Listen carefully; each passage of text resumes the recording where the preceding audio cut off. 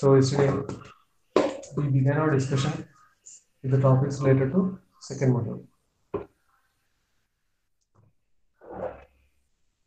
As we move on, let us get into the next section of hydraulic machines. See, in the first module, we dealt with the hydraulic machines which converted hydraulic energy into mechanical energy.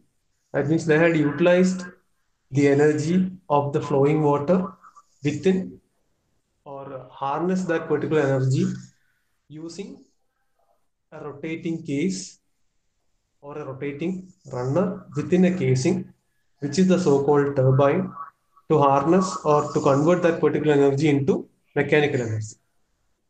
Now, when we come to the next set of hydraulic machines, the process is being reverted, or in the sense, now mechanical energy will be utilized in converting the flowing or the energy within a flowing liquid to harness hydraulic energy. So in basic terms, it is simply just think it in this sense. That means we are lifting an amount of liquid from a lower level to a higher level, okay, or an elevated position. Such kind of machines or hydraulic machines are called as pumps.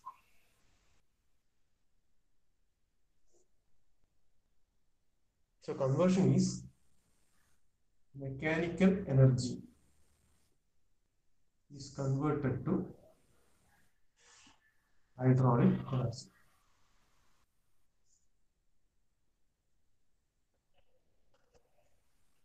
ഇതിനെപ്പറ്റി ഒരുപാട് ആലോചിച്ച് നിങ്ങൾ confused ആവരുത്. Just think it in this sense. അതായത് from a lower level you are lifting an amount of liquid and transferring it to a higher elevated level. ആ രീതിയിൽ മാത്രം ചിന്തിക്കുക. Now, if this conversion of energy or this lifting of an amount of liquid from a lower level to a higher elevated level occurs by means of a centrifugal force. Okay, what is centrifugal force? That you have to keep in mind. Okay, if this process is taken place by means of a centrifugal force, then such pumps are called as centrifugal pumps.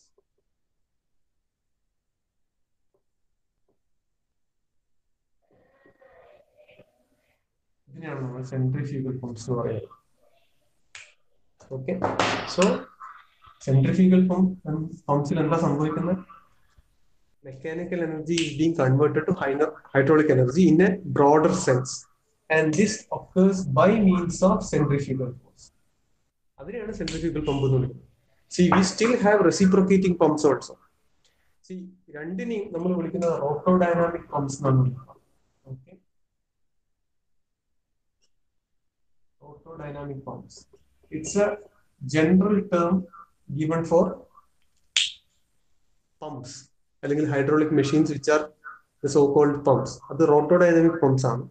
അതിൽ തന്നെ വരുന്ന one classification of pumps, which is centrifugal pump, utilizes or converts this mechanical energy to hydraulic energy in a larger perspective by means of centrifugal force.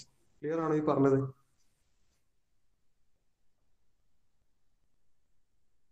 Is this clear? Yes, sir. Okay, fine. And see, basically, these rotodynamic pumps or pumps which are coming within hydraulic machines can be classified into two categories. One, positive displacement pumps ആണ്.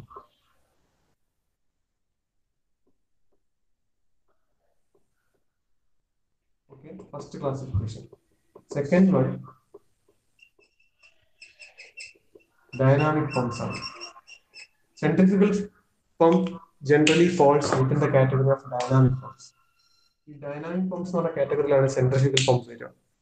What are positive displacement pumps? What are dynamic pumps? In the classification, we'll get into it later. But just as an introduction or as a description with respect to centrifugal pumps. What all things we can say? Centrifugal pumps falls in the category of hydraulic machines in which mechanical energy is converted to hydraulic energy. See, hydraulic energy as a whole, hydraulic energy കിട്ടിയത് കൊണ്ട് നമുക്ക് എന്താണ് കിട്ടുന്നത് എന്നുള്ളത് comes in the later stages. Okay, so by conversion of mechanical to hydraulic energy, it simply means that the amount of liquid or a particular amount of liquid is being lifted from a lower level and transferred to a higher elevated level. ഇതിന്റെ example ആയിട്ട് എപ്പോഴും നമ്മുടെ മനസ്സിൽ എന്ത് വെച്ചാൽ മതി, നമ്മുടെ വീട്ടിൽ ഉപയോഗിക്കുന്ന പമ്പ്, വെള്ളം അടിക്കാൻ ഉപയോഗിക്കുന്ന പമ്പ്, അത് മാത്രം മനസ്സിൽ വിചാരിച്ചാൽ മതി. And when does this pump become a centrifugal pump? When this energy conversion takes place by means of centrifugal force. ആ സമയത്താണ് എന്ത് ഇതിനെ നമ്മൾ സെൻട്രിഫ്യൂഗൽ പമ്പ് എന്ന് വിളിക്കുന്നത്. Okay, and this centrifugal pump falls within the category of dynamic pumps. And what is dynamic pumps or what are dynamic pumps എന്നുള്ളത് we'll discuss in the later stage.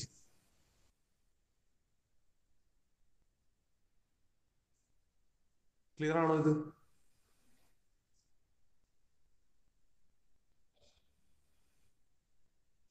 Boys, please respond. Yes, sir.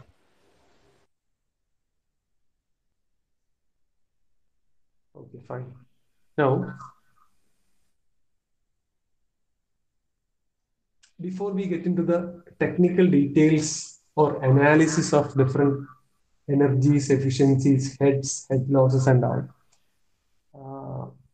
let us discuss about or let us see how a centrifugal pump works. What are the parts that it comprises of, and how does each part help in this total process of energy conversion? Okay. ഞാൻ ഇതിന്റെ figure ഒന്ന് I will present you the figure.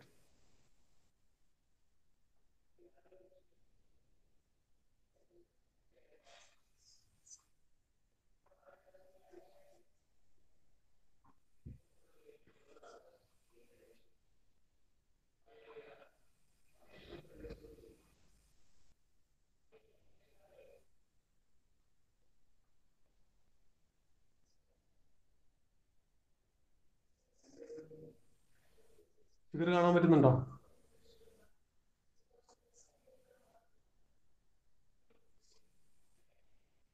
Can you see the figure? Okay, can you roughly take down that figure? സ്കെയിലും tools ഒന്നും use ചെയ്യണ്ട, just rough ആയിട്ട് free hand ആയിട്ട് ഒന്നും അത് വരച്ചെടുക്കാൻ പറ്റും.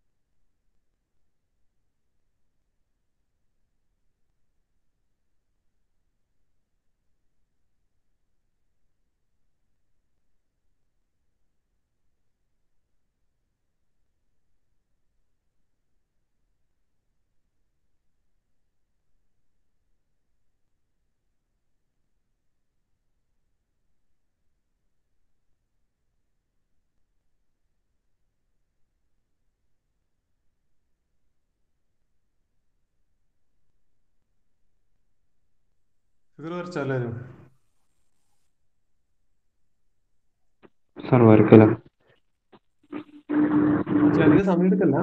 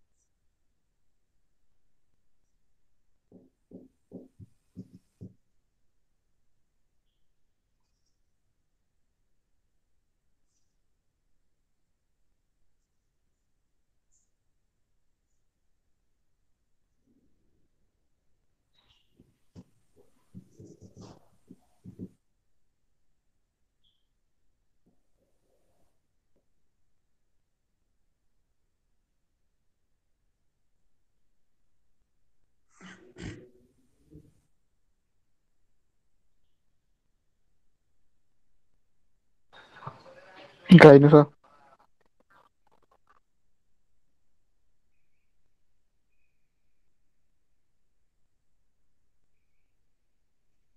Okay, so what are the main parts? Main parts can be classified into four. Okay, first one impeller, second one casing, third one suction pipe, and suction pipe is attached with a foot valve and a strainer. Fourth one, delivery pipe. Now, what is an impeller? See, the rotating part of a centrifugal pump, it is called the impeller. നമ്മൾ ടർബൈൻസിൽ the rotating part was addressed as runner, but when you come to pumps, let it be a centrifugal pump or a reciprocating pump, the rotating part will be called as impeller. Now, what does this impeller consist of? It has a series of vanes. ഈ വെയിൻസിനാണ് നമ്മൾ bucket എന്ന് പറയുന്നത്. Same, I mean, in a similar manner to that of the turbines, the runner contained a set of buckets or vanes attached to its circumference.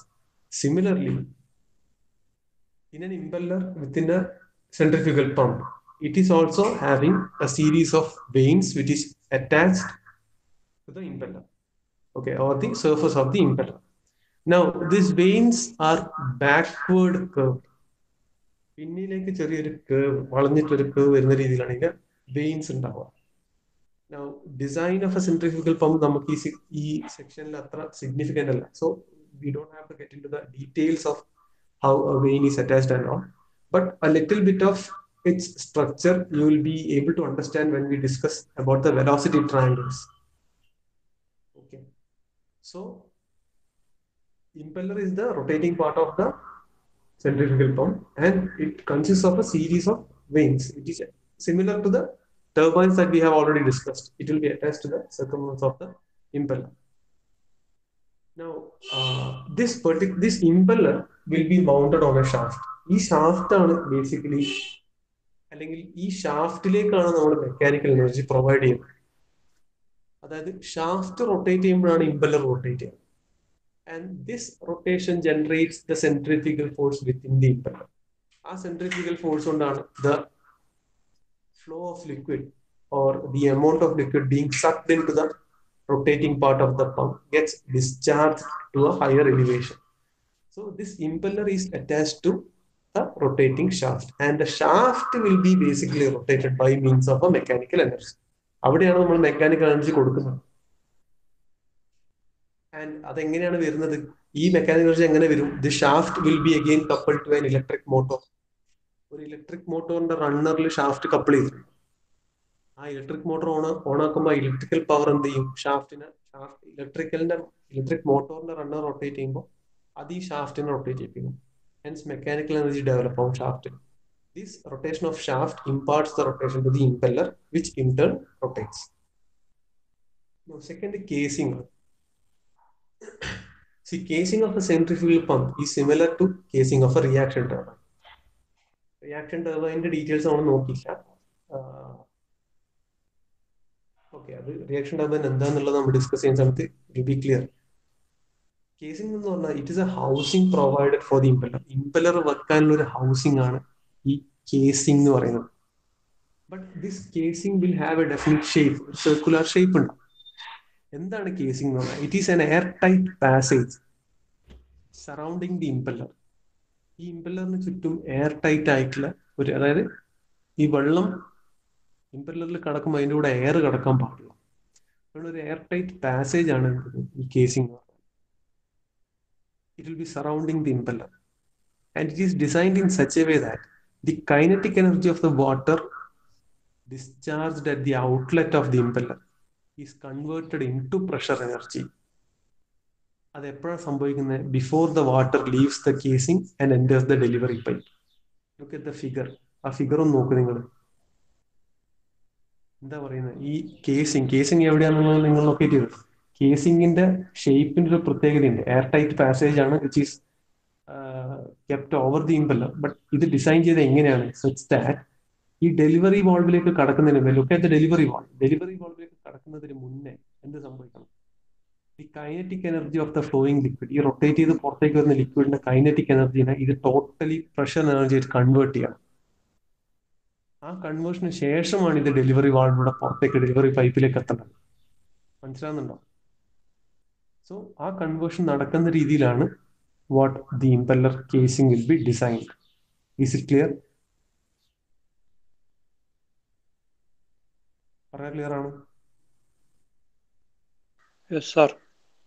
Okay, now ഈ കേസിംഗ്സിൽ തന്നെ there are basically 3 types of casing. അതെന്താന്ന് just ഒന്ന് പറഞ്ഞു പോവാം. Okay, you might be asked to elaborate on different parts of a centrifugal pump. ചിലപ്പോൾ ചോദിക്കാം. അങ്ങനത്തെ question ഞാൻ പ്രീവിയസ് ക്വസ്റ്റ്യൻ പേപ്പേഴ്സിൽ കണ്ടിട്ടില്ല.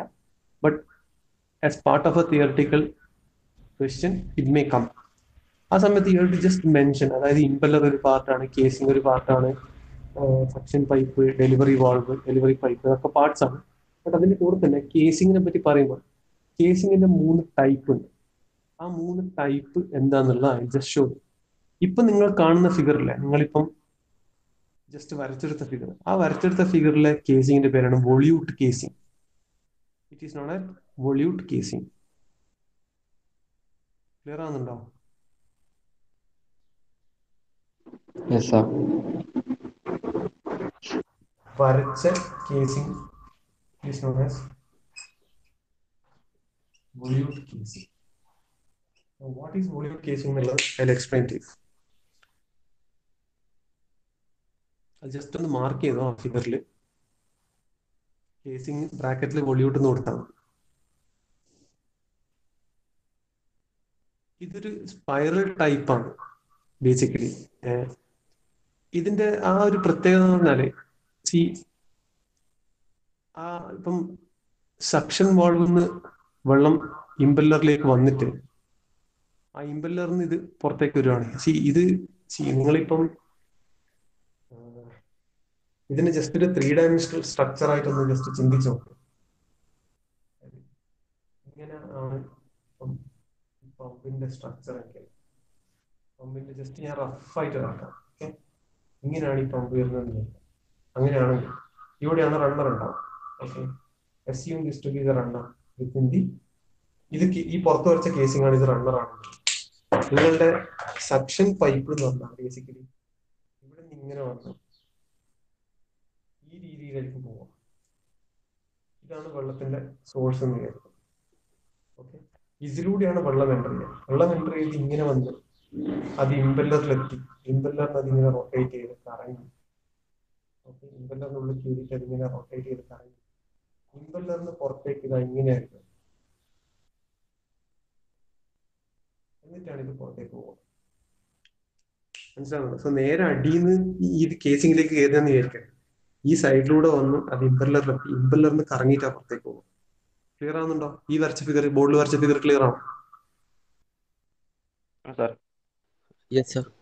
സോ ഈ വോളിവുഡ് കേസിംഗിന്റെ സ്പെഷ്യാലിറ്റി എന്ന് പറഞ്ഞാൽ ഇതിന്റെ ഏരിയ ഗ്രാജുവലി ഇൻക്രീസ് ചെയ്യുന്നുണ്ട്. അതായത് if I M placing my impeller, ഇവിടെയാണ് എന്റെ ഇമ്പല്ലർ, ഇതാണ് ഇമ്പല്ലർ എങ്കിൽ ഇവിടെ ഇത്രയും ഡിസ്റ്റൻസും ഈ ഭാഗത്ത് വരുമ്പോൾ ഇതിന്റെ ഏരിയ ഇത്രയും.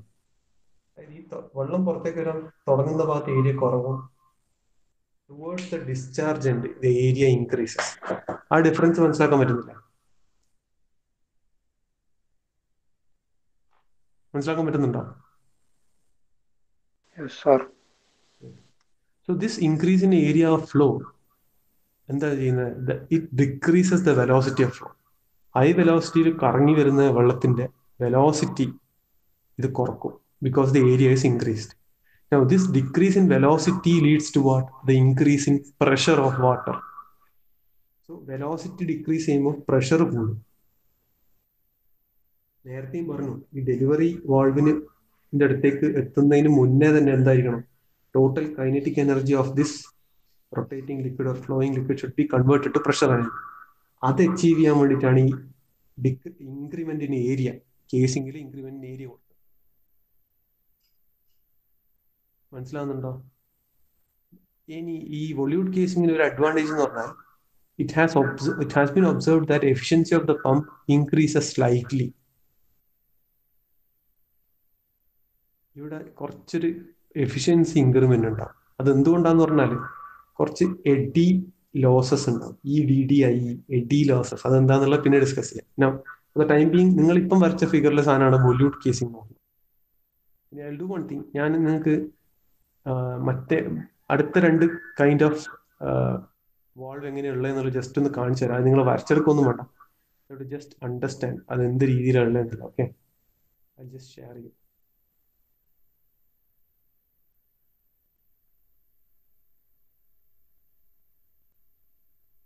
Are you able to see this one? Share ചെയ്യുന്ന കാണാൻ പറ്റുന്നുണ്ടോ?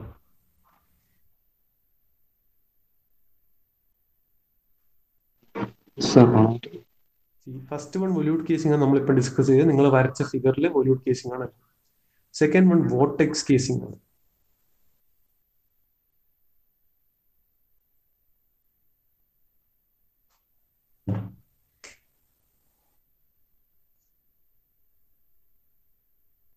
വോർട്ടെക്സ് കേസിംഗ് ആണ്. വോർട്ടെക്സ് കേസിംഗ് എന്ന് പറഞ്ഞാൽ എന്താ? ഒരു സർക്കുലർ ചേംബർ ആണ്. The particular circular chamber is introduced between the casing and the impeller. ഇമ്പല്ലറിന്റെയും കേസിംഗിന്റെയും ഇടയിൽ ഒരു സർക്കുലർ ചേംബർ ഇൻട്രൊഡ്യൂസ് ചെയ്യും. ആ ഡോട്ടഡ് ലൈൻ കാണില്ല, അതാണ് ഒരു circular chamber. Represents that particular circular chamber. എന്തിനാണ് ഇത് ഇൻട്രൊഡ്യൂസ് ചെയ്യുന്നത്? ഇതിനാണെങ്കിൽ ആ കേസിംഗിനാണ് നമ്മൾ വോർട്ടെക്സ് കേസിംഗ് എന്ന് പറയുന്നത്. by introducing this particular chamber, the loss of energy due to the formation of eddies is reduced to a considerable extent.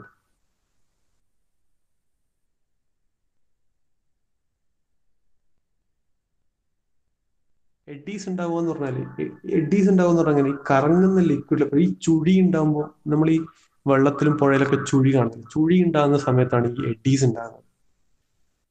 And due to the formation of eddies energy loss ഉണ്ടാവും ഒരുപാട്. But this energy loss can be limited to a very large extent when we introduce a particular circular chamber between the impeller and the casing. ആ circular ചേംബറിനെയാണ് vortex casing എന്ന് പറയുന്നത്. Now look at the third one. മൂന്നാമത്തെ figure നോക്കുക. മൂന്നാമത്തെ figure guide blades കൊടുത്തിട്ടുള്ള ഒരു casing ആണ്. Casing with guide blades എന്ന് പറയും. Casing guide blades, GUID.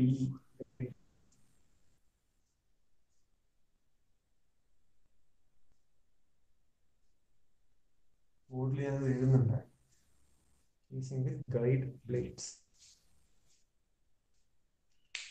ആ ഫിഗറിൽ കാണാം ഈ ഇംപെല്ലറിന്റെ അല്ലെങ്കിൽ ആ റൊട്ടേറ്റ് ചെയ്യുന്ന ബോഡിക്ക് ചുറ്റും ഒരു സീരീസ് ഓഫ് ഗൈഡ് ബ്ലേഡ്സ് ഉണ്ട്. ഗൈഡ് എന്ന് പറഞ്ഞാൽ വഴി കാട്ടുന്ന ബ്ലേഡ് എന്നാണ് അതിന് ഉദ്ദേശിക്കുന്നത്.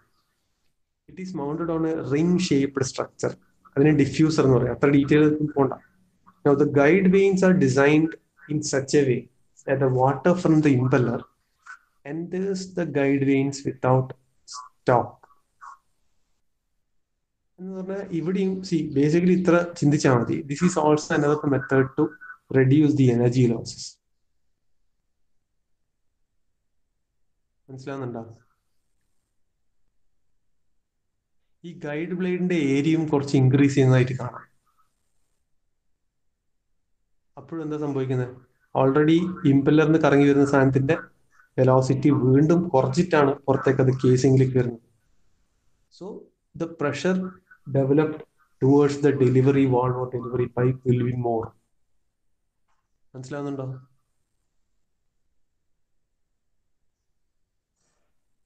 സർ ക്ലിയർ ആവുന്നുണ്ടോ? Okay. So 3 categorization of casings ഉണ്ട്. Volute casing, vortex casing and casing with guide blades. 3 categorization ഉണ്ട് എന്ന് മനസ്സിലാക്കിയാൽ മതി. Now coming to the next part. നിങ്ങളെ വരച്ച ഫിഗറിന്റെ ലാസ്റ്റ് തേർഡ് പാർട്ടിലേക്ക് വരിക.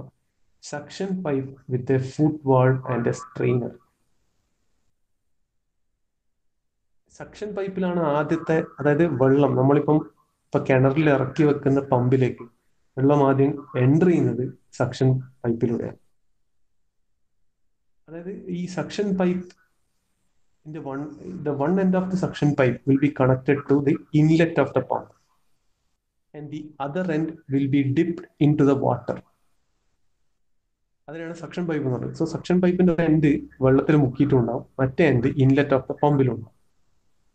ഇനി ഫുട് വാൾവ് എന്തിനാണ് നോക്കുന്നത്? The foot valve which is a non return valve ആണ്. അതായത് വൺ വേ ടൈപ്പ് ആണ്. വെള്ളം ഉള്ളിലേക്ക് വന്ന അതേ വാൾവിലൂടെ തിരിച്ചു പോകില്ല. I hope you remember the non-return valves that you have studied in two-stroke engines. Two-stroke engine നിങ്ങൾ പഠിച്ചിട്ടില്ലേ? Yes, sir. Two-stroke എഞ്ചിനിലെ വാൾവുകളില്ലേ, അത് നോൺ റിട്ടേൺ വാൾവ്സ് അല്ല, one way. Oh, sir. Yes, അത് തന്നെയാണ് ഈ ഫുട് വാൾവ് എന്ന് പറഞ്ഞാൽ. It's a one way valve. അത് ഈ സക്ഷൻ പൈപ്പിന്റെ ലോവർ എൻഡിലാണ് വെച്ചിട്ടുണ്ടാവുക. It opens up only in upward direction. മുകളിലത്തെ ഡയറക്ഷനിലേക്ക് മാത്രമേ ഇതിന് എന്താ പറയാ വെള്ളം സക്ക് ചെയ്തെടുക്കുമ്പോൾ ആ ഡയറക്ഷനിലേക്ക് പോകാൻ പറ്റും. ഇതെന്തിനാ വെച്ചത്? ഉള്ളിൽ കയറിയ വെള്ളം തിരിച്ച് ഗ്രാവിറ്റി കൊണ്ട് താഴേക്ക് പോകാണ്ടിരിക്കാൻ വേണ്ടിയിട്ട്. കാരണം നമ്മൾ താഴത്തെ ഒരു ലെവലിൽ നിന്ന് വെള്ളത്തിനെടുത്ത് മേലേക്കാണ് കൊണ്ടുപോകുന്നത്. So we are working against gravity ആണ്. So whenever the water is being sucked into the pump by the suction valve or suction pipe, it shouldn't flow backwards. തിരിച്ച് താഴേക്ക് വീഴാൻ പാടില്ല. അതുകൊണ്ടാണ് അവിടെ ഒരു ഫുട് വാൾവ് വെച്ചത്. ഒരു സ്ട്രെയിനറും കൂടി അതിന്റെ അറ്റത്ത് ഫിറ്റ് ചെയ്തിട്ടുണ്ട്. സ്ട്രെയിനർ ഈസ് ബേസിക്കലി ഫിറ്റഡ് ഈ ഇംപ്യൂരിറ്റീസ് എല്ലാം, വെള്ളത്തിലുള്ള ഇംപ്യൂരിറ്റീസ് ഒരുപാട് കളയാൻ വേണ്ടി സ്ട്രെയിനർ വെച്ചിട്ടാണ്. Is it clear?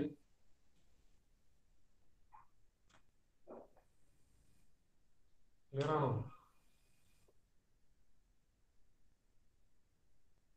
Yes, sir.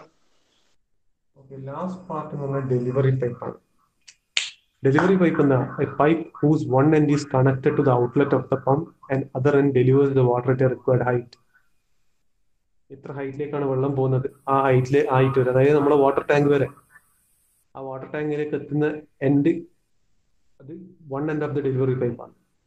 മറ്റേത് എവിടെയാണ് ഉണ്ടാവുക? ആ പമ്പിന്റെ ഔട്ട്ലെറ്റിലായിരിക്കും മറ്റേ എൻഡ് ഉണ്ടാവുക.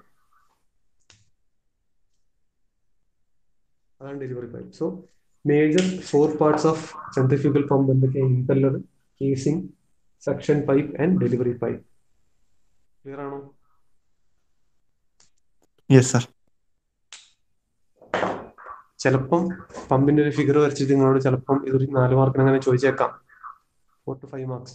സോ ഇൻ ഡീറ്റെയിൽ എക്സ്പ്ലനേഷൻസ് ഉണ്ടെന്ന് ആവശ്യമില്ല. ഏതാ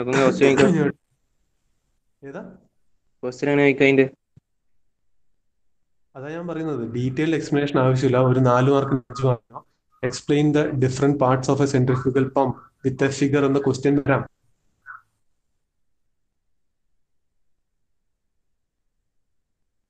മനസ്സിലാവുന്നുണ്ടോ? Yes, sir. അങ്ങനെ ഒരു എക്സ്പ്ലനേഷന്റെ ക്വസ്റ്റ്യൻ ഇതുവരെ ഡയറക്റ്റ് ആയിട്ട് ക്വസ്റ്റ്യൻ ചോദിച്ചിട്ടില്ല. ബട്ട് ഇൻ എ വേ ഇപ്പം ചില ക്വസ്റ്റ്യൻസ് ഉണ്ടാവും. What is the significance of എന്താ പറയാ providing A casing over the impeller in centrifugal pump. ഈ രീതിയിൽ കേസിംഗിന്റെ സിഗ്നിഫിക്കൻസ് ഏതെങ്കിലും ഒരു തിയറി ക്വസ്റ്റിനോട് ആഡ് ചെയ്തിട്ടുള്ള ക്വസ്റ്റ്യൻസ് ഒക്കെ വന്നിട്ടുണ്ട്.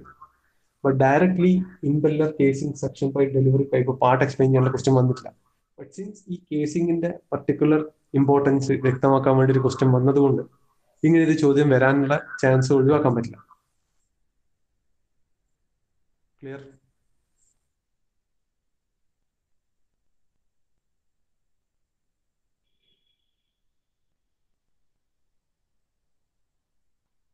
ക്ലിയർ ആണോ? Yes, sir. sir.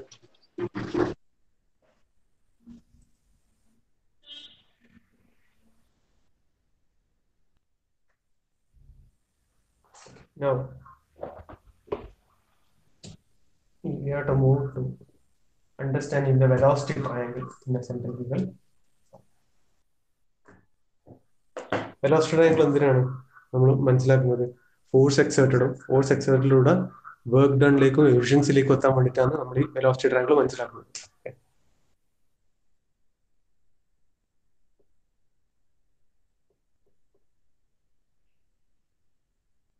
Velocity triangles എന്നാണ് ഞാൻ പറയുന്നത്, കാരണം ഇൻലെറ്റിലും വെലോസിറ്റി ട്രയാങ്കിൾ ഉണ്ടാവും, ഔട്ട്ലെറ്റിലും.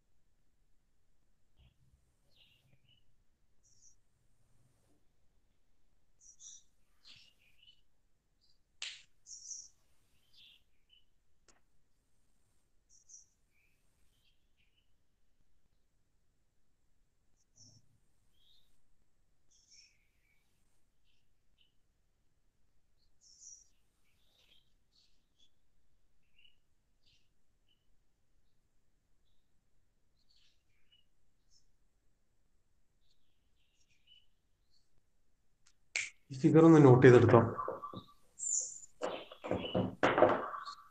Details explain. ഈ ഫിഗർ ജസ്റ്റ് ഒന്ന് നോട്ട് ചെയ്യുക.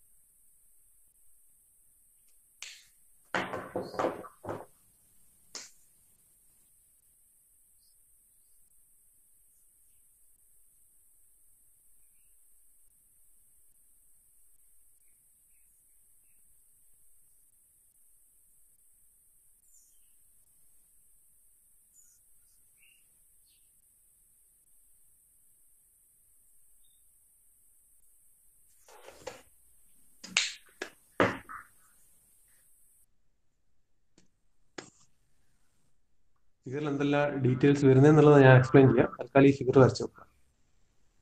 നാളെ വീണ്ടും നമ്മൾ ഈ ഫിഗർ വരച്ചിട്ട് വീണ്ടും നാളെ ഡയറക്റ്റ് ഞാൻ